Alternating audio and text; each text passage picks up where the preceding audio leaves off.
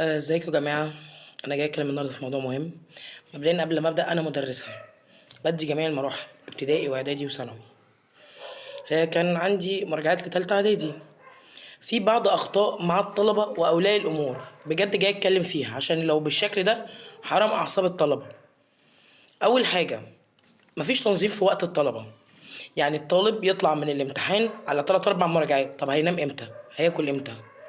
يبقى نسبة التركيز عنده هتقل، فده ما ينفعش.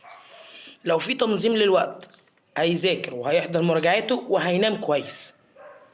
لما طبعا من خوف اولياء الامور على اولادهم كله بيخبط في بعضه، فده ما ينفعش. لازم يبقى في تنظيم للوقت، ومش حته كمان ان الولد يحضر 3 4 مراجعات. طب ليه يعني؟ لو عنده مدرس واحد بيفهم منه وملزمته كامله مما جمعها، ملهاش لازمه اي مراجعه تانية. ده اللي انا بتكلم فيه. مش هلاقي ولد حضر مراجعه هنا ومراجعه هنا ومراجعه هنا، طب ما ده ملهوش لازمه. تمام. فالكلام ده كده يعني كفايه لو في المدرس اللي بيحضر معاك مدرس كويس، خير وبركه.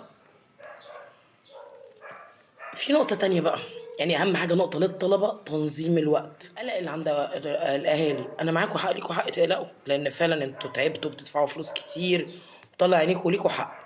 بس بلاش تظهروا للطلبه، لان هو ممكن يكون مذاكر وكويس، بس من خوفك اللي جواك يتنقل له، هو هيحس انه ما عملش حاجه وهيبقى مرعوب. دايما تقول له عملت اللي عليك، سيب الباقي على ربنا. خلاص الموضوع انتهى، واللي ربنا عايزه هيكون. فبلاش الخوف اللي جواكوا يتنقل للطب، لان ده لوحده اصلا ممكن ينسيه اللي هو مذاكره. تالت حاجه بقى، المدرسين، الملازم اللي بتتعمل، يا ريت نراعي ربنا فيها شويه.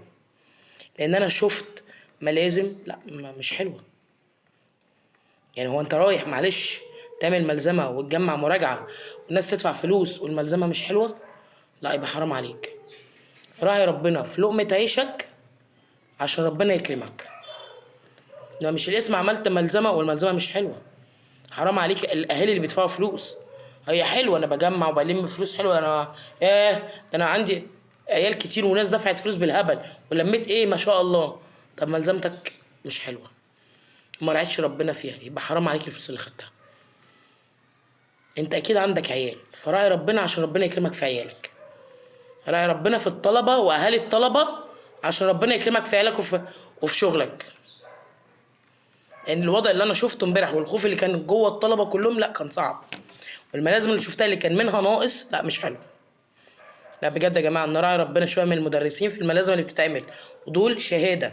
يعني الاهالي دافعين دم قلبهم عشان العيال يحضروا مراجعه واثنين وثلاثه وبيدفعوا، فنراعي ربنا في النقطه دي. فيا جماعه نراعي ربنا وربنا ينجح كل ولادنا وكل الطلبه ينجحوا والامتحانات تيجي سهله. ويا ريت بلاش ننقل الخوف اللي جواكوا لولادنا، لان ده حرام. هما مش مستحملين، واللي ربنا عايزه هيكون ان شاء الله باذن الله بالنجاح وبالتوفيق.